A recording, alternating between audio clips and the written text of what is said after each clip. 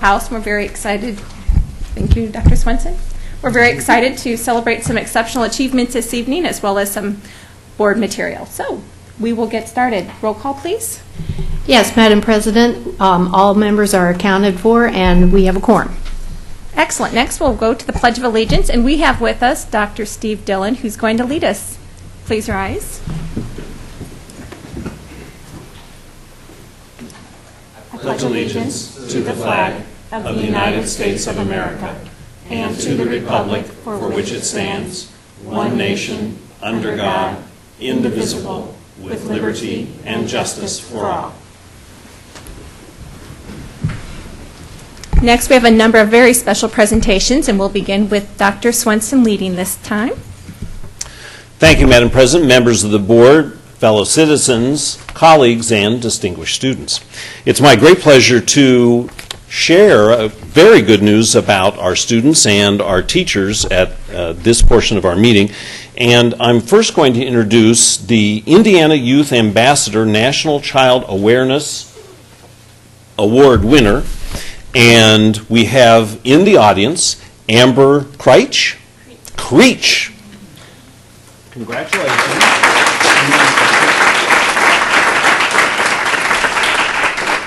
Amber is not only very distinguished for having won this award, but she's far more eloquent than I about the nature of the award. So can you take 2 seconds just to explain what this is about? Awesome.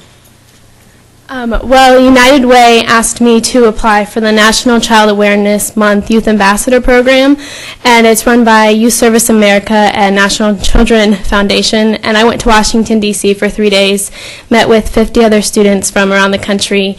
The project that I went for is called Rolling Libraries, and I've distributed 8 to Title I schools around Indiana for their after-school programs because the kids have such low reading levels, and I feel that it's extremely important for them to be able to read because I know how much of a difference it's made for me. And I got a $1,000 grant to continue my project, and it was a wonderful experience, and I'm honored to be here. Congratulations again. Awesome project. And then the board would love to shake hands with you.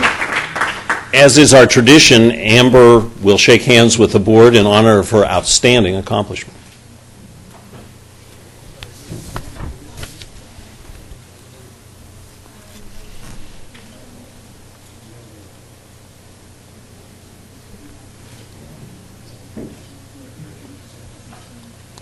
It's next my great privilege to turn to a representative from our teaching staff at Carmel High School who represents the well-known and quite famous Greyhound Media Network.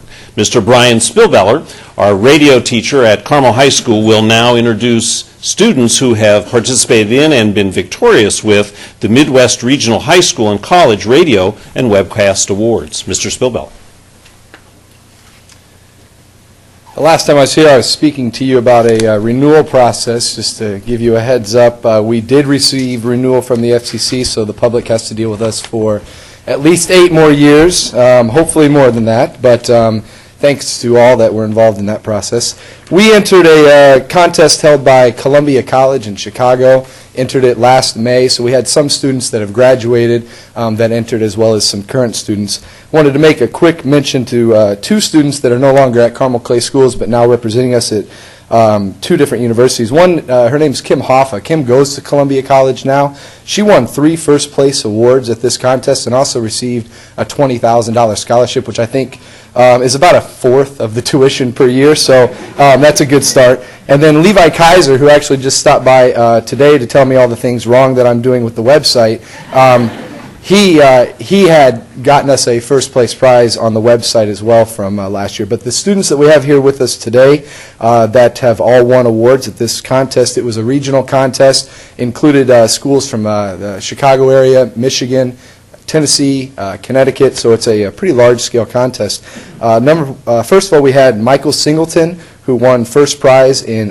radio audio drama.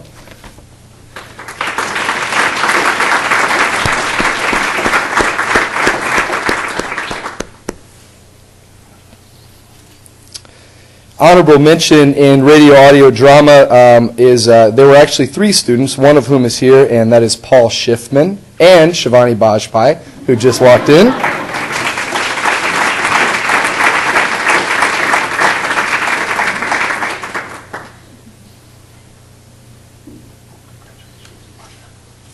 We had a second prize in radio audio documentary. It was a feature on Best Buddies. She could not be here, but that was Ellen Schmitz. And an honorable mention in radio audio documentary / feature is Allie Gospel for a piece that she did on Riley Children's Hospital.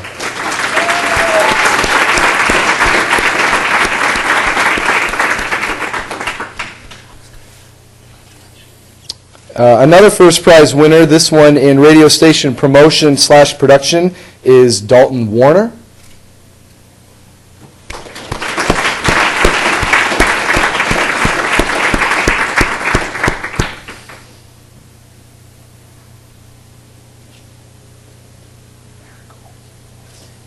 Yet another first place winner in live on-air radio personality. Their show has been changed for this 9 weeks, for those of you that are avid listeners, Cam Raudebush and Corey Dale Gracias.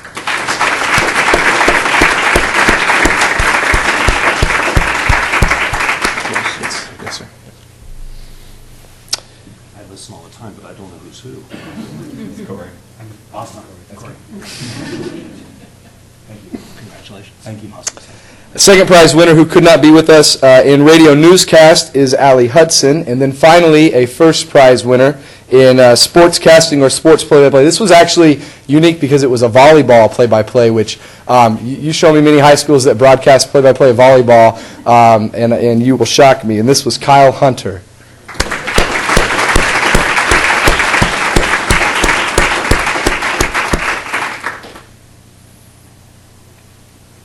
So on behalf of all of us at WHJ, we love the support. We really appreciate all the school board does to keep us vital and vibrant and strong, and we really appreciate Dr. Swenson's continued support and all of the hours and hours that he listens to us. It keeps us on top of our game, and thank you guys for everything.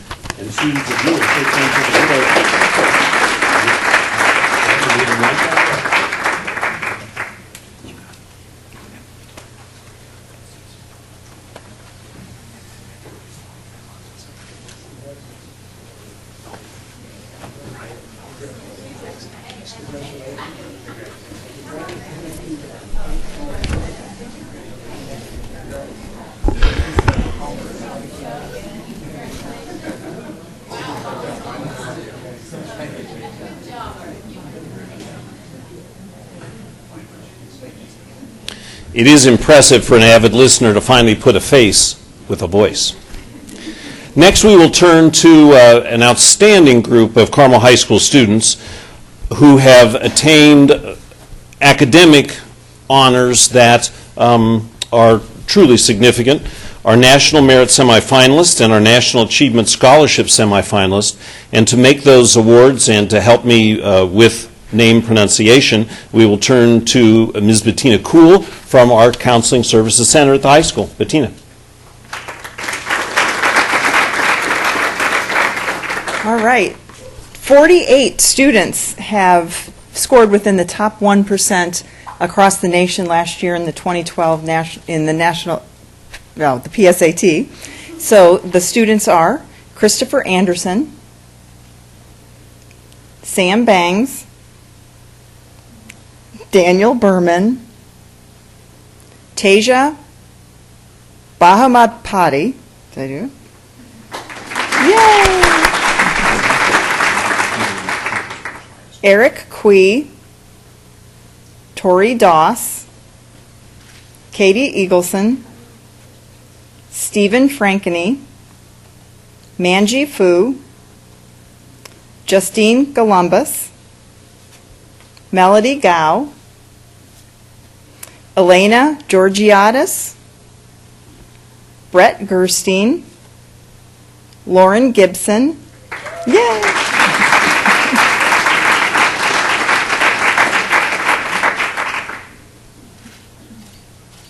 Brian Gilmer, Hendrik Glonecker, Shannon Hall, Sunny Hahn, Evan Henry, Morgan Hiller, Hee-Young Kim, Leo Kim, Humphrey Lin, Michael Liu, Sean Nigam,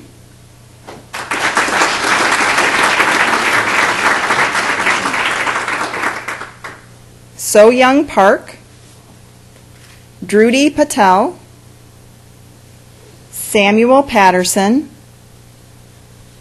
Mohammed Sabi Ullah, Kavya Shunkavaram, Haley Scott,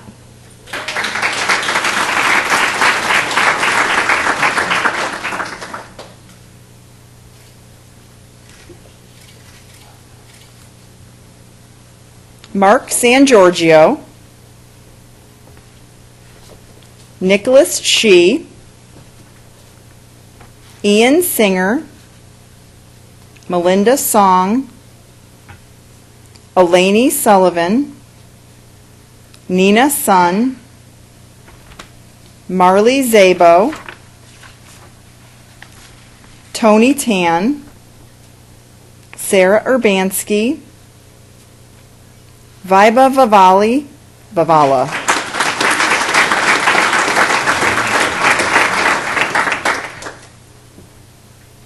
Harsha Vemuri,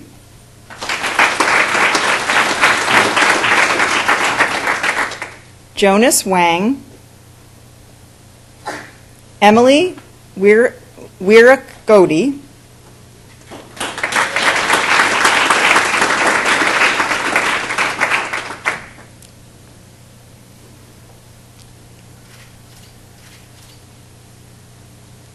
Olivia Weprich,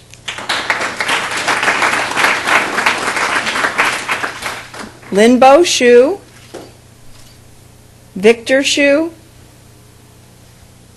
Leanne Yu. That's it. Thank you. Congratulations. Congratulations. To these students, if you would.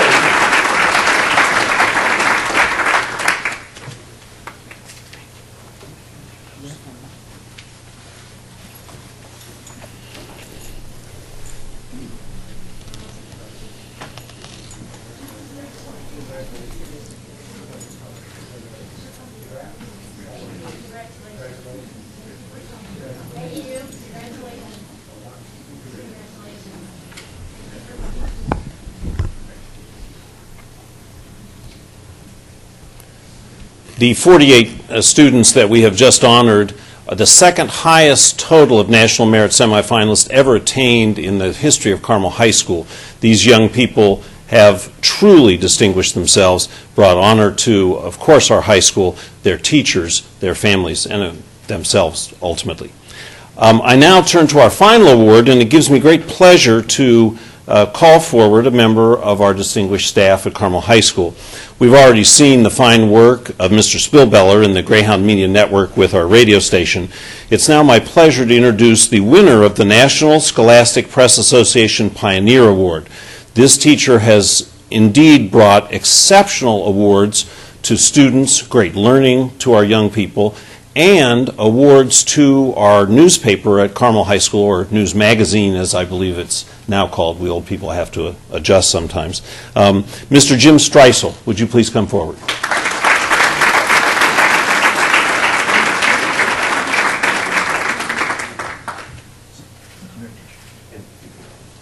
And I'm going to, Mr. Streisel being far more eloquent than I, this is the next person far more eloquent than I. Can you describe just briefly a little bit about this award? I knew you were going to ask me that, so I brought my phone so I could look it up.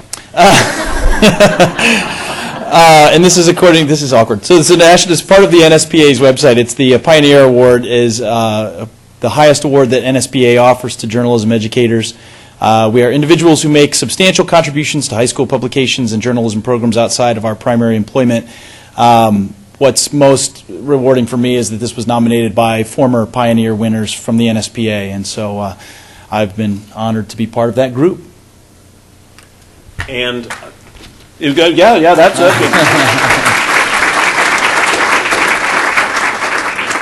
When I'm not listening to WHJE, I am reading the publications that Mr. Streisel and his students put out. They are truly top-notch. The award is not only well-deserved, but well-described. So, Mr. Streisel, if you would, shake hands with our board.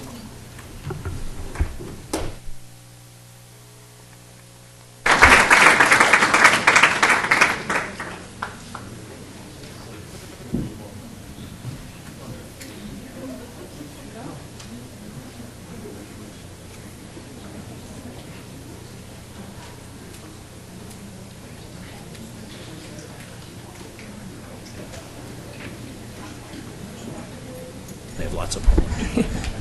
We will pause just for a couple moments to allow all those who would like to exit to go attend to homework or whatever things they'd like to take care of. You feel free to do so.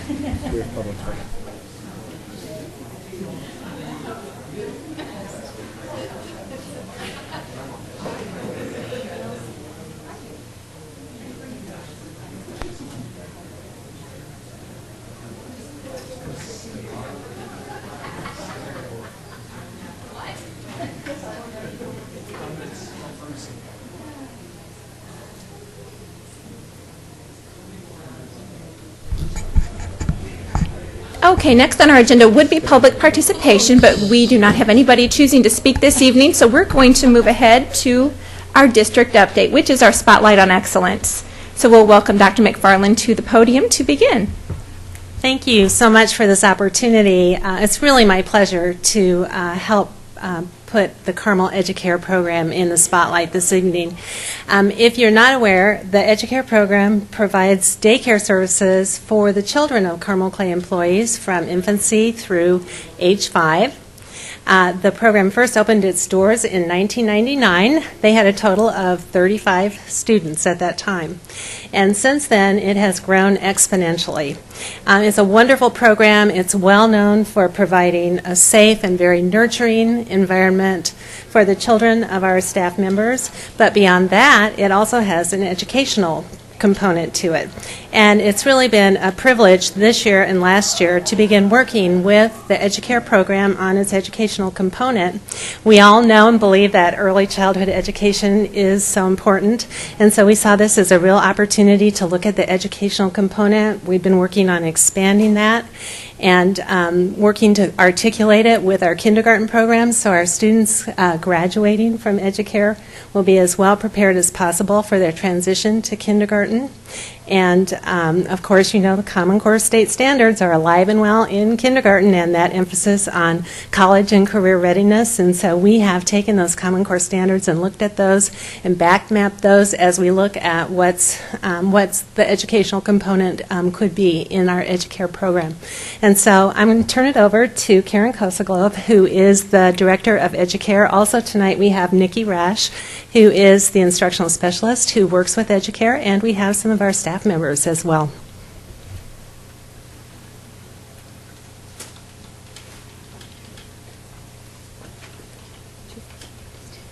Yeah. Okay. I wanted to kind of share some information about the program. Can you hear me? Okay. Oh, okay.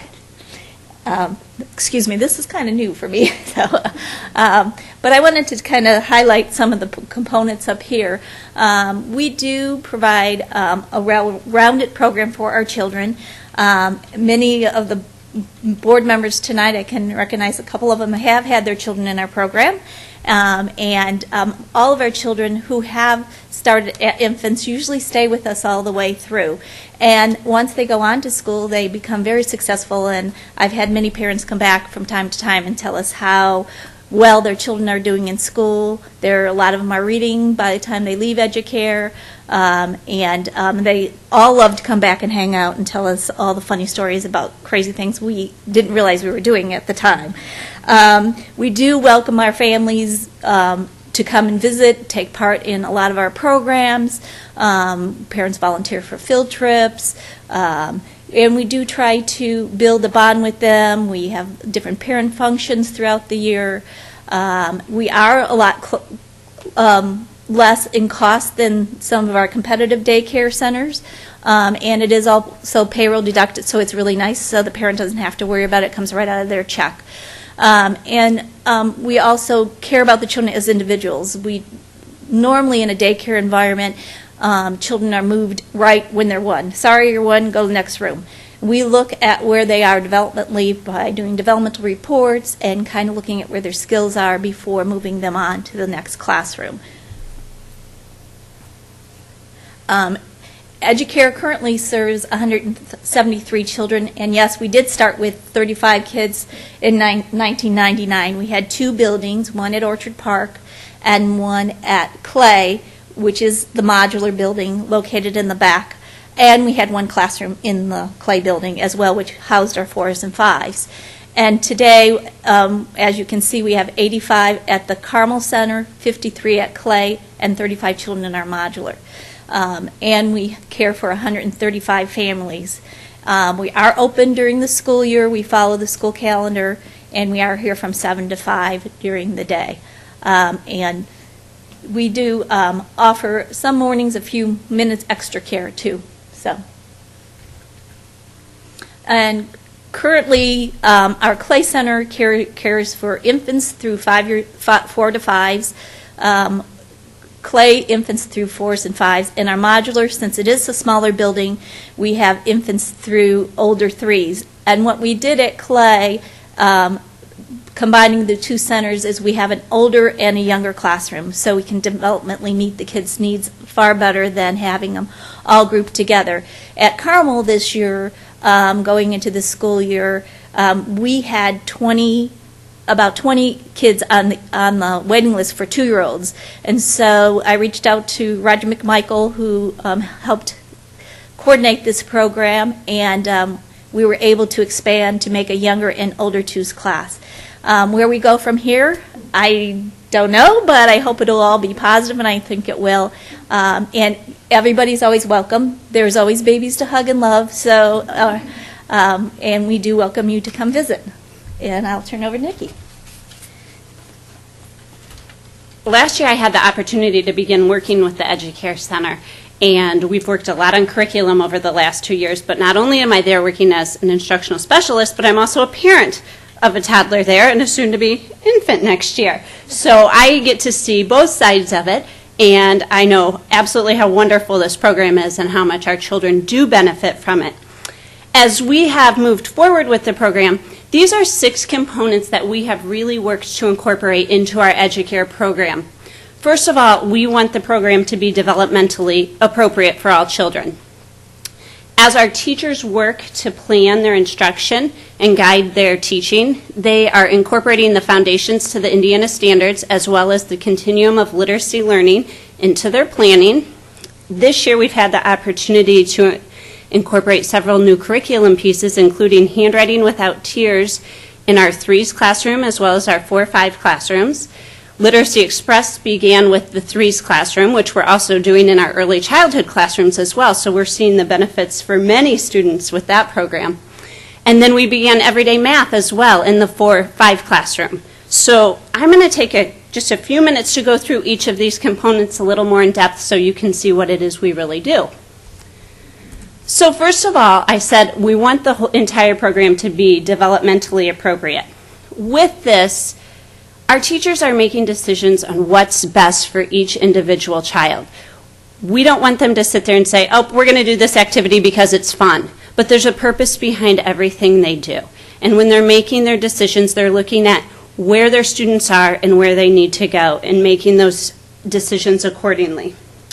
And with that, we know that they're going to have a wide range of abilities within their classroom. And even as Karen said, they move them when they're developmentally ready to move. There's still a big range within toddlers or even 3-year-olds, so you see a lot of that as well. So our teachers have a lot of decisions to make on what's best for all of our children. But as part of being developmentally appropriate, we know that kids learn best through play. So you do come in and see a lot of play. And there's some where it's free choice, but we're also really working on a lot of structured play where kids don't realize how much they're learning through playing because they think they're just having fun. but we're really doing a lot of that as well. I also said that we're incorporating the foundations to the Indiana standards into our planning and instruction. This is a framework that the Indiana Department of Education has come up with to guide our teachers in skills that our children from birth to 5 need to attain by the time that they're 5. And they're not saying that by the time you're 18 months and 24 months you need to do this, but within that time frame you need to acquire these certain skills. And not only do they list the skills, but they give experiences that the teachers can use to provide those skills to our students so that they have some guidance as well. What I have found very interesting along the way too is as we've moved to Common Core in K-12, the state stepped back and revisited their foundations and looked at them to see, are they aligned to Common Core? And they had to do a little bit of work and make sure that everything was aligned so that our youngsters can move into a smooth transition into kindergarten and will be prepared for the new Common Core. The foundations are divided into 8 different content areas, and our teachers use all 8 of these content areas in their planning. And within their lesson plans, you see these noted with all of their activities. They just don't have fun activities listed in their lesson plans, but they have a purpose to everything that they do. I also had mentioned the continuum of literacy learning, and this really, it helps our teachers guide their instruction, but it also helps to ensure that our students are participating in a balanced literacy program. We know that this has been an important part of our curriculum in the K-5 area, but it's also important for our youngsters. But one of the things that I find really interesting when you look at this is how much attention is drawn to writing. And I'm like, wow, writing with young kiddos? I have a 2.5-year-old. I'm like, you're not going to write with him yet. But when I look at it, I'm like, really, there's a lot of good thought to that because we've moved to this Blackburn Cramp developmental writing rubric, and this is to help our teachers guide their instruction. We don't expect them to be writing sentences at 3 years old. There's a lot of kids who won't even leave the 4-5 room writing sentences yet because that's not appropriate for them.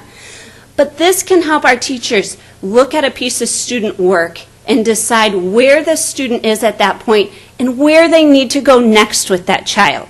It allows them to meet the individual needs of every student while trying to teach them to write.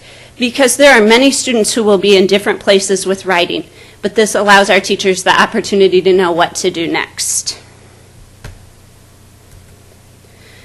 Then we have adopted our Handwriting Without Tears curriculum, and this really works on letter writing, letter formation for our students, but it is a developmental approach that's based on the ways that young children learn best. And it takes difficult concepts and breaks them into simple tasks. We don't give children pencil and paper right away and expect them to start learning how to write their letters, because that's not where they need to start. We give them manipulatives. We start building the letters with sticks before they ever touch a pencil. But along with that, if the teacher's ready to move on to using a pencil, but she has kids who aren't ready for that, the program believes that every child can achieve, so that teacher can backtrack for a few kiddos and go back to the manipulatives and work on that specific skill for the child, so they can base that curriculum on the needs of each child. And since those manipulatives are really cool, the kids all want to learn about it.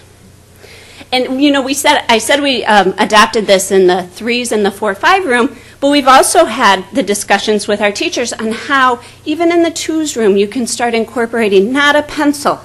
They're not ready for that, but how they can use some of those manipulatives as they're talking about letters. And they can start learning what the letter looks like using what they think are toys. One of my favorite parts is that we're really teaching kids good skills from the start.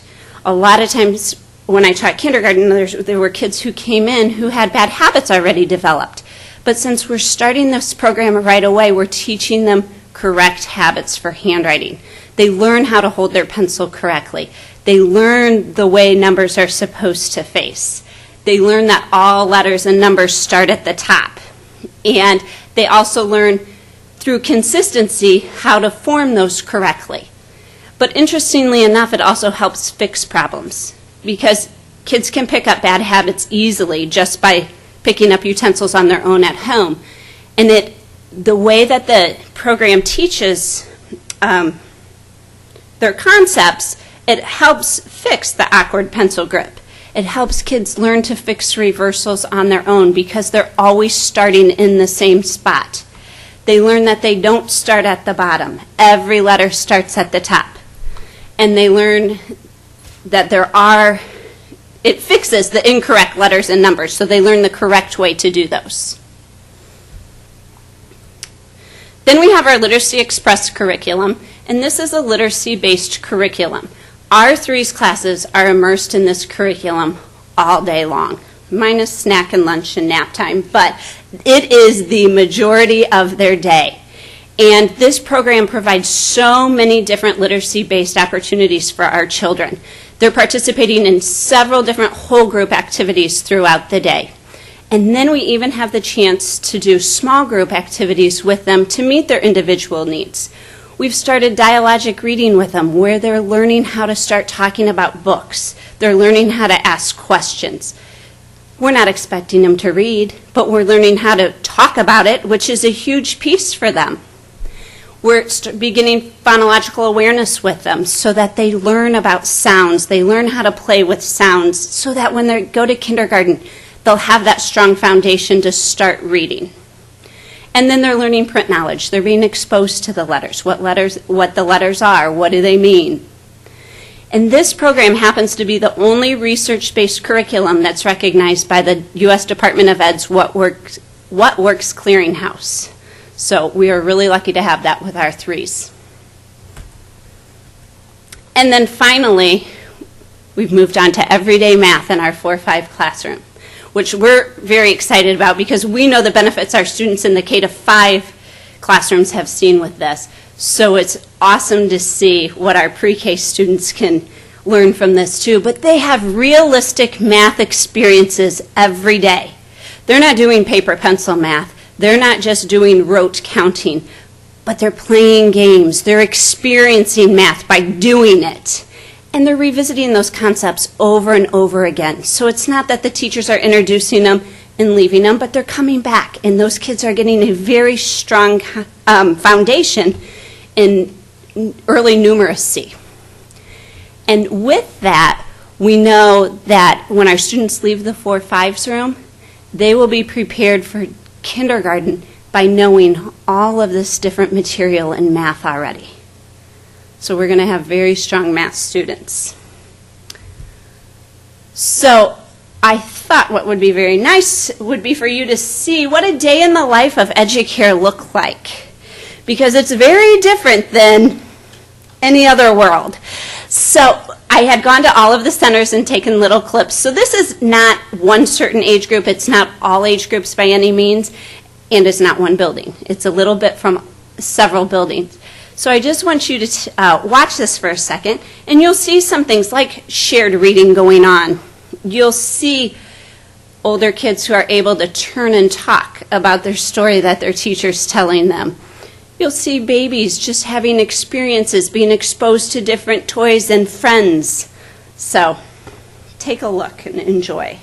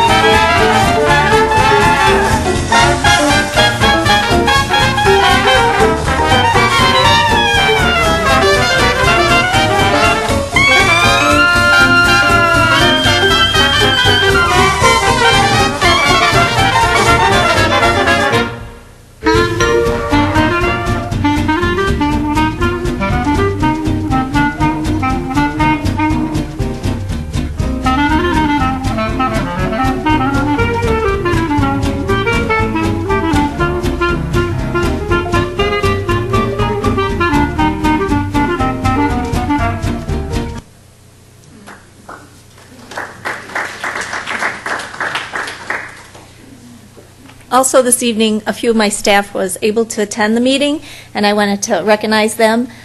We have Jill, who is our infant teacher at Carmel, and we have Brandy, who is our older 2-year-old teacher at Carmel, and then we have Jan Campbell, who she cooks, but she also does many other duties in our building, and she just filled in for a lead teacher position. One of my leads was on a leave of absence. So I appreciate them coming tonight, and I'm glad that they could be here to share this with us.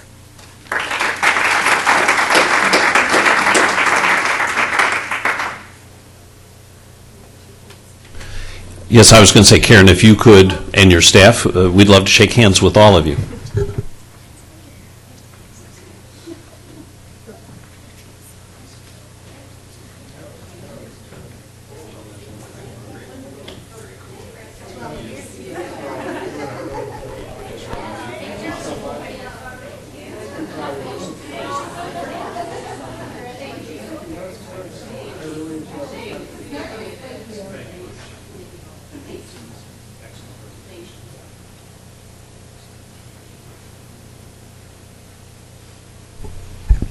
A big, huge thanks to Educare, and I know I personally have received kudos from your staff, or to your staff, from teachers who have their students going through your program.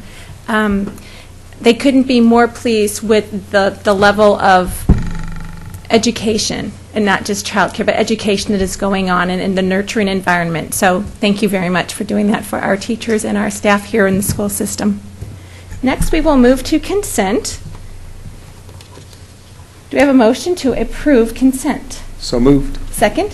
Second. Any discussion? All in favor? Aye. Aye. Next, moving on to, accepted, or all approved. Next, we're moving on to action items. Sorry. And our first action item is the adoption of the 2013 budget, the capital projects fund plan, and the 12-year bus replacement plan. And to that, we go to Dr. Swenson. Thank you, Madam President, members of the board. The recommendation before you, as you recall, has been presented several times to the board. Most recently, at the September 24th meeting of the board, public hearing was held regarding the 2013 budgets, our 3-year capital projects fund plan, and the 12-year bus replacement plan. All of these are recommended for your approval this evening, and also I would ask that you grant permission as a part of this to advertise the notice of adoption of the 3-year capital projects fund, that being one of the legal requirements we must meet in regard to the overall process for sharing how we've proceeded and what we intend to do from this point on. So I would pass along this recommendation to the board, and upon your motion, I'd be happy to answer any questions. Move to approve the recommendation. Second. Discussion. Okay, we'll take a vote. All in favor of supporting the budget? Aye. Aye. Budget passes. Thank you very much. I know that Mr. McMichael could not be here with us this evening, is somewhere cheering with great enthusiasm over your efforts. Thank you. Next on our agenda, we have the employer contribution to the health savings account, and to that, we go to Dr. Swenson again. Yes, indeed. Thank you. The matter before us is, I think, one of great benefit potentially to a vast majority of employees throughout the Carmel Clay schools. As the board will recall, this recommendation brings forward the idea of contributing $1,000 to those employees who are on the single plan, $2,000 on the family plan to a health savings account.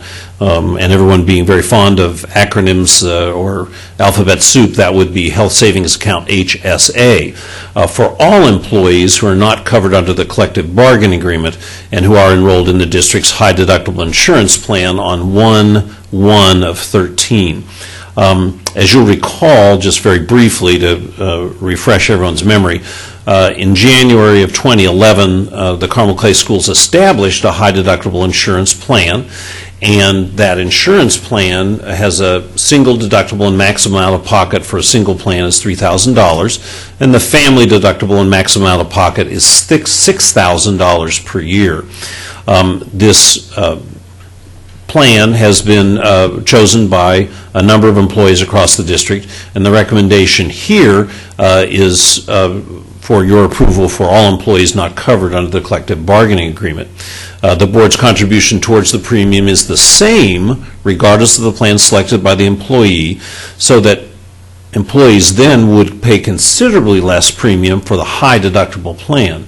So that under a high deductible family plan, for example, the employee's maximum out-of-pocket potential increases $4,000 as compared to the traditional plan, but the employee pays $4,251 less in premium, and you see that attached. We're certainly hopeful that this will prove to be a very popular item. However, we believe that it's very important to also acknowledge that our employees who would choose this during the 2013 year would have a chance to say, gosh, that wasn't as beneficial to me as I thought, so that a year from now we would permit an open transfer, so that if someone thought, gee, this wasn't, again, as good an idea as I thought it would be, it certainly would then come back. They could choose the plan that, for example, they would like to return to. So that we believe, again, that this would be a benefit to all who chose it, and certainly would recommend your approval of this recommendation. May I get a motion on the table to approve this recommendation? I'll move to approve. A second? Mr. Phillips, discussion. Andy? More comments than questions. Just to my colleagues, I want to say that I strongly support this concept. I think that the high deductible plans and the health savings accounts have the ability to help us control long-term health care costs for the district, and also to provide long-term benefits for our employees. I've seen this in my own workplace. Indiana University began offering this option to all of its employees several years ago. With the types of incentives that we're proposing to offer now, very quickly the situation has moved to where a strong majority of all employees across the university have moved to these plans. My question, Jeff, is I'd like to be able to offer this to all of our employee groups. Are we not able to do that at this point? That we all would like to have every employee group have the potential for this, but our employees who are covered by the collective bargaining unit, our teachers, this would need to be mutually agreed to, so that at this juncture that mutual agreement's not there, so we simply can't offer that in this recommendation. However, it's certainly my hope and belief that as we continue to work together in terms of a negotiations process, that might eventuate here within the near future, again, depending on mutual agreement. Thank you. Yes, I'm sorry. This just occurred to me as you were presenting. When the employee has the opportunity to come back in a year to the old plan, they will have put money into their health savings account during that year. What will happen to that money? It's an excellent question. A health savings account stays with the employee in perpetuum, meaning as long as there's money there, it's available. Let's say it was my HSA, just for the sake of discussion. I would have that money available to utilize for health care costs.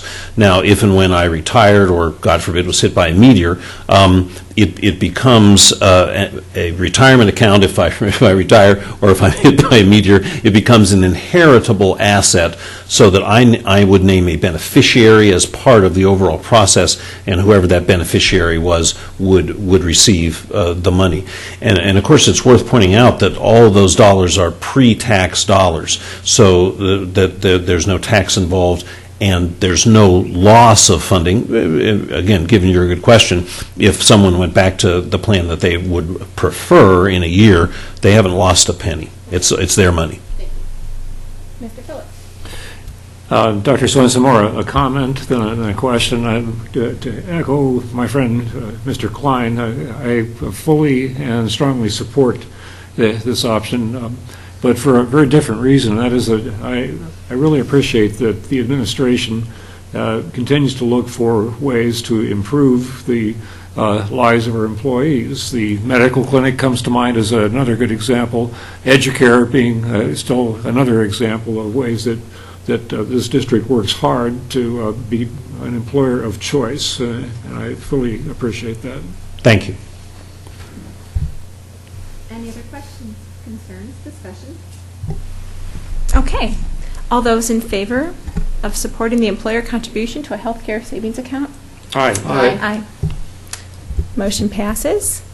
Next, we have the bid award, the demolition of the HBM Educational Service Center. Dr. Swenson. Thank you very much. As the board may recall, bids were received for this project in early October, were solicited from 17 possible bidders and 9 responded. The bid award recommendation is based on the lowest responsive and responsible bidder that met our specifications. The board has received a tabulation of the bids received and a letter of recommendation, and it is recommended to you that you award the bid for the demolition of the HBM Educational Services Center for demolition to Denny Excavating Incorporated. You'll note that the total bid award is slightly more than $350,000. And as I recall, and I would certainly ask Mr. Farron for confirmation, the bid that came in was below where we had projected. Yes, my aging memory actually worked. So that would be my recommendation to the board. Thank you. May I get a motion on the table to discuss? I so move. Wonderful. Second? I'll second. Excellent. Okay, discussion. Mr. Phillips. Well, I just wanted to point out to the public that the business practice here, in accordance with state law, of course, is to solicit bids, and there's a very good reason for that, which is that the successful bid was about 1/3 of the highest bid received. So the district saved the taxpayers several hundreds of thousands of dollars by just simply following good business practice, and I appreciate that. Oh, of course. Thank you. Yes, and I was just wondering if there's anything within the building that's worth saving, any equipment or anything that we could, honor or keep or donate to somebody else before we It's my understanding that any of those items educationally have been taken care of. Part of the demolition process, as I understand it, is that to the company that earns the bid,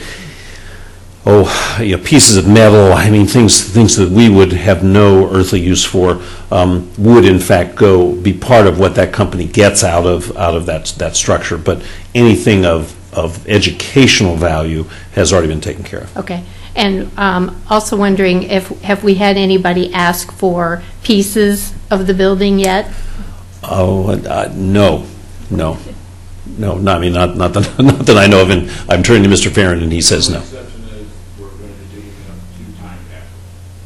There are 2 time capsules. We'll pay attention to those. I'm quite sure. I can only imagine. I would just like to say I was PTO president at Collegewood when one of those times capsules was buried.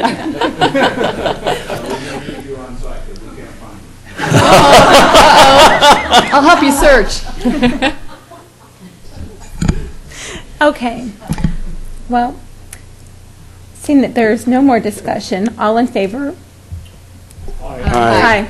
Okay. Thank you very much. Excellent. Moving on to discussion, we have Dr. Dudley. Thank you. Great, thank you. In order to continue our efforts to provide our students with the most rigorous and challenging course of study at Carmel High School, each year we review our courses and make recommendations for course changes. And this year, several of our course changes offer the students the opportunity to earn dual credit or earn college credit through AP exams.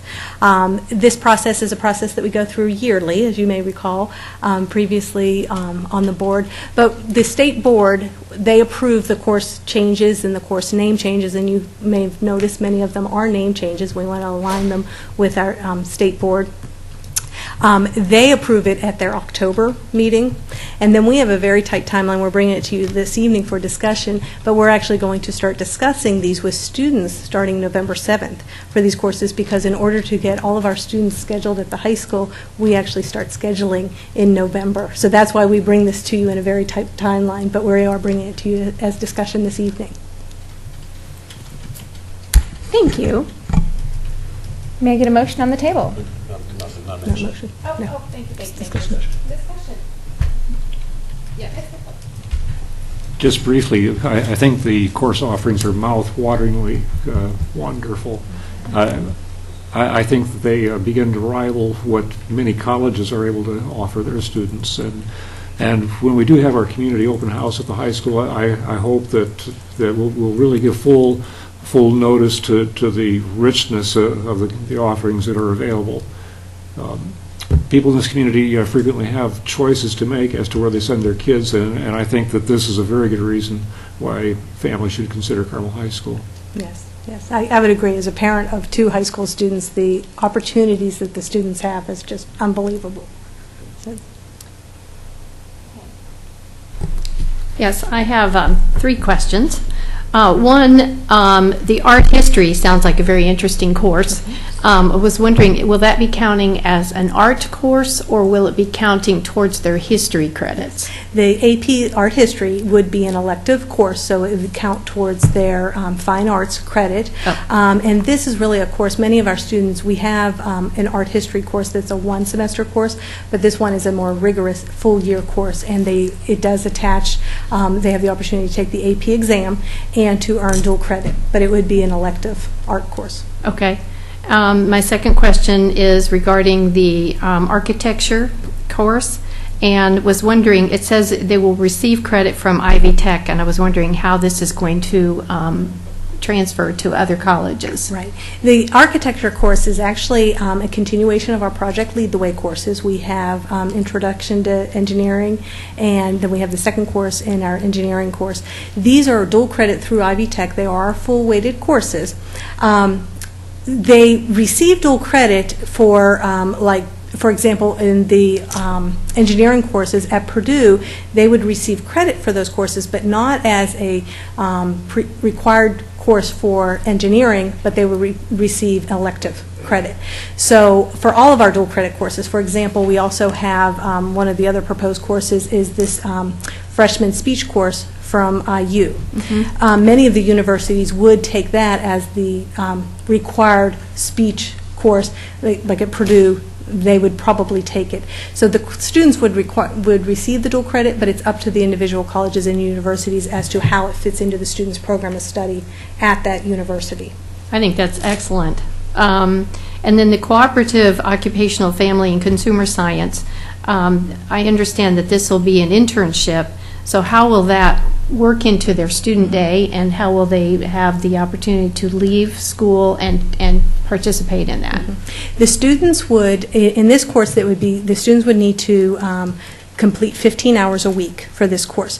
So what they would do, this course would be either where they take up 2 classes where it might be Gold Day 3rd period and Gold Day 4th period. The teacher would teach the students in the Gold Day 3rd period, and then the students would schedule in the 4th period plus extra time after school. They also would have the option to schedule in 4th period on blue days if they needed that extra time within the school day, if it fits within their schedule. So it would take, if a student that would enroll in this course, and these would be seniors, this is students that have completed many of the family and consumer science courses, to have the opportunity to have internships in the fashion area, in the culinary arts area. They would have the opportunity, they would either schedule, it would take 2 courses or 3 periods out of their weekly day. But it would be 15 hours each week that the students would complete. Sounds like a wonderful opportunity for all these students. Thank you. Comment and a question, I think. The comment really is to piggyback on what Greg said. Having my own children go through Carmel High School, but also just talking with people in the community, a lot of people will look, or sometimes people look at Carmel High School and say, oh my gosh, it's huge. And what I think we need to dig down deeper on this really does is, that largeness gives us that economy of scale where we actually have options that individualize for different students. So when one wants one path, they can explore that. When another has another path or ability, and that's what I actually find is one of our gems at Carmel High School, and this just goes right in line with that, and also what Greg was saying. It made me think when Pam was commenting, the whole concept of high-performing school district or performance qualified, it seems like we are able to present or offer to our students more options as we try to fit them in the high school day. Could you maybe speak, or Jeff or one of you, about how performance qualified and loosening some of those mandates might actually help hold some of these offerings so that you don't have to fit so tightly into a high school day but still offer some of these great opportunities? Yes, and some of those opportunities, just for example, like the Family Consumer Science internship, where we could offer the students opportunities. Right now, we're held accountable for seat time, and they have to be in for a period, a full day, which is at least 6 hours throughout the day.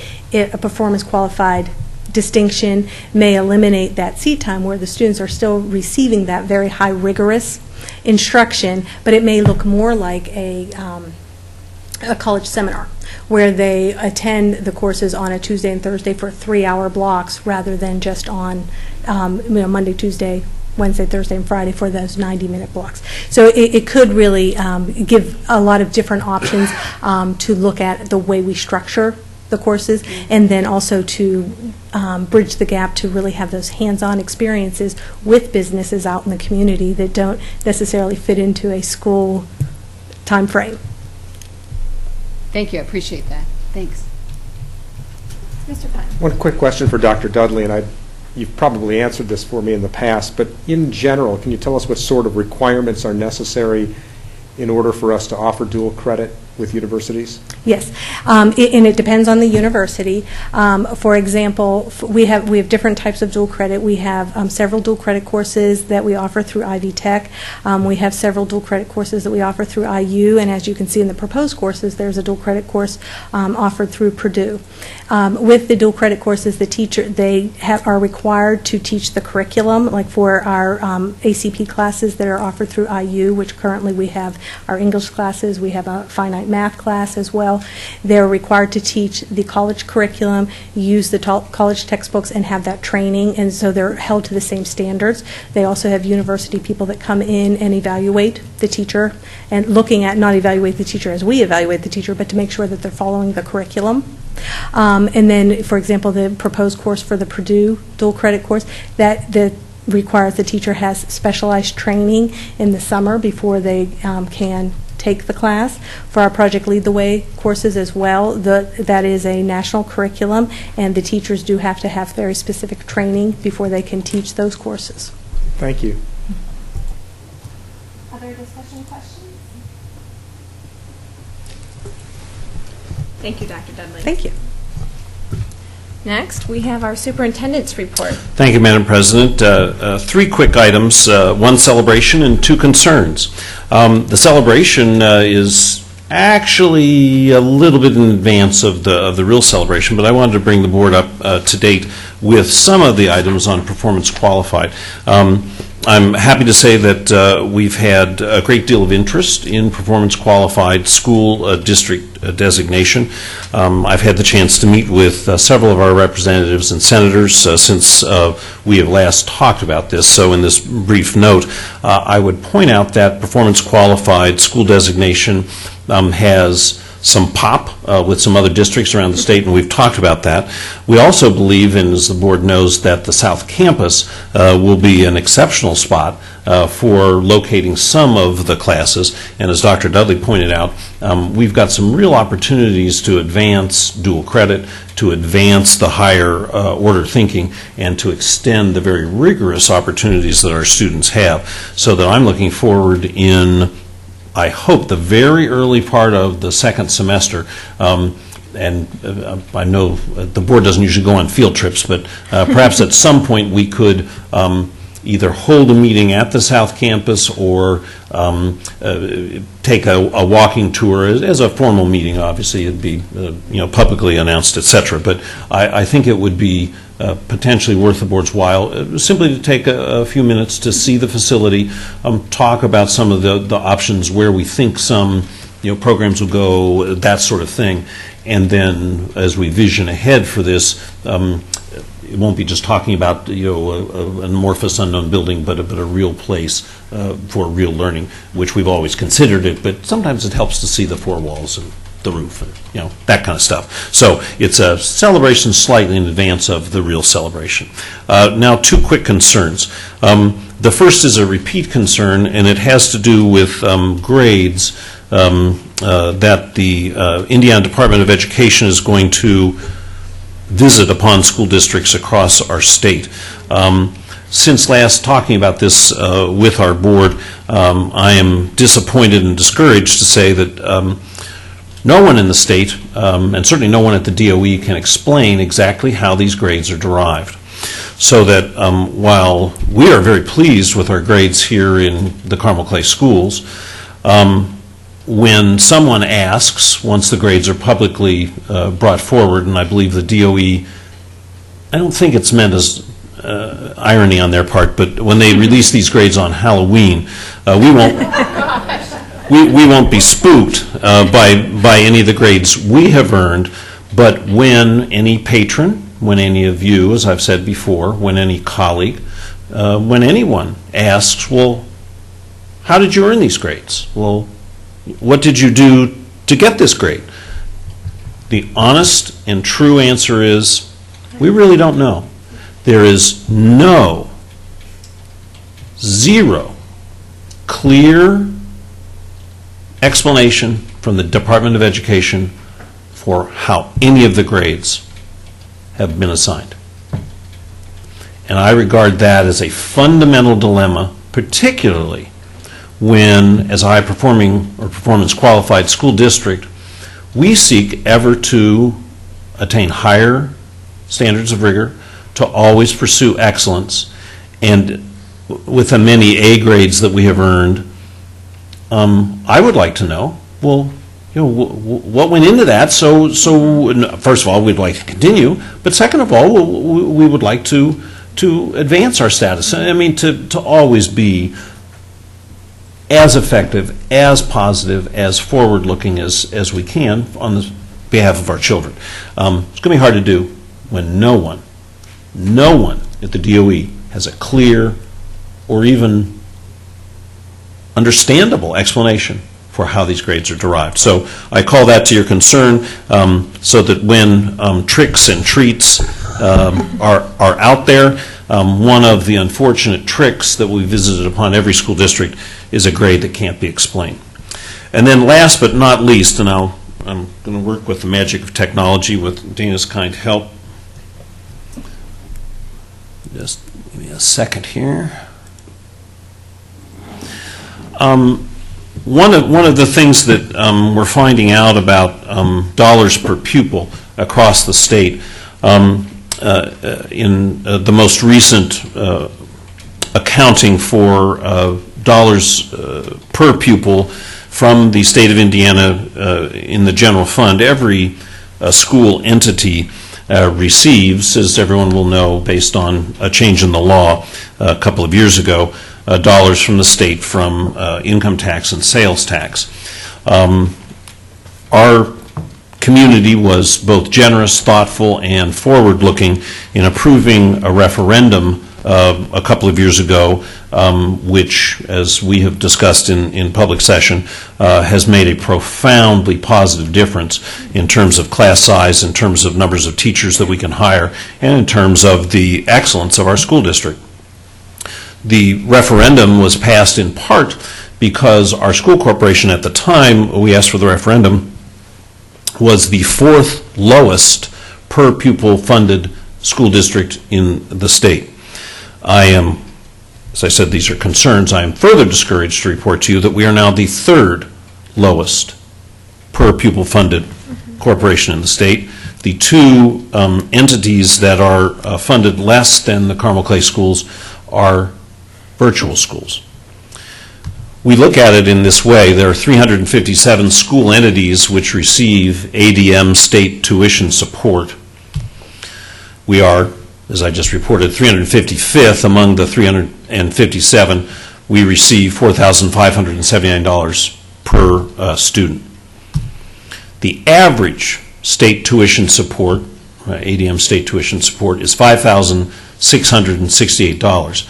I had to practically blow up my calculator because I had trouble first with this revelation, but then if the Carmel Clay schools received simply the average dollars per pupil, and that would of course mean we weren't third lowest, the average support for the Carmel Clay schools would mean an additional $17,206,200 per year for our school corporation, our children, and the goals and programs that we believe are important. One of the most important things that I can tell the board is that despite this ongoing and now even worse fiscal problem overall, the financial health of our district is strong because we are fiscally conservative. We're very good about managing our money. The other thing is, for example, when we come up with a good idea like performance qualified school districts designation, although we could, and perhaps we should, ask for money to be attached to that, we're not. We're not going with a handout to anybody, but I think it's important for our community to know that we are truly in a position where we can't go much lower, obviously, in terms of per pupil support. And at some point, we will need our community's help. We will need, obviously, to work together to attempt over time, this is not a quick matter, it's not a short fix, but to begin to deal with this dilemma, because it's a problem that over time and even presently has very significant ramifications. And that concludes my report. Thank you, Jeff. I think the board would certainly entertain hanging out at the South Campus with you and your colleagues for a meeting and a tour. So we will get that scheduled. Awesome. Do we have other board members with reports this evening?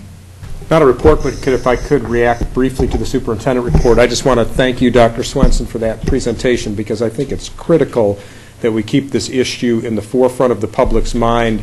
Until this system changes, it's critical that people understand how important the referendum is to the operation of this school district. And I should know one of the points you put on that slide to indicate how the situation has become worse even since 2010. When we ran the referendum funding brought us to what would have been the average level of funding in the state. Now you're showing that even with the referendum, we have a per pupil funding that's significantly below the average in the state. So I appreciate you bringing that to our attention, and I'd encourage you to continue to do so as the months and years go by. Will do. I just wanted to briefly share with the board, the administration, and the public that the board and superintendent, we've presented our goals for the 2012-2013 year in August, and as well as at the September 2012 actual board meeting. And those goals will now be on our website, so you can reference them at your leisure. And with that, I'd like to thank everybody for joining us this evening, and we will adjourn the meeting.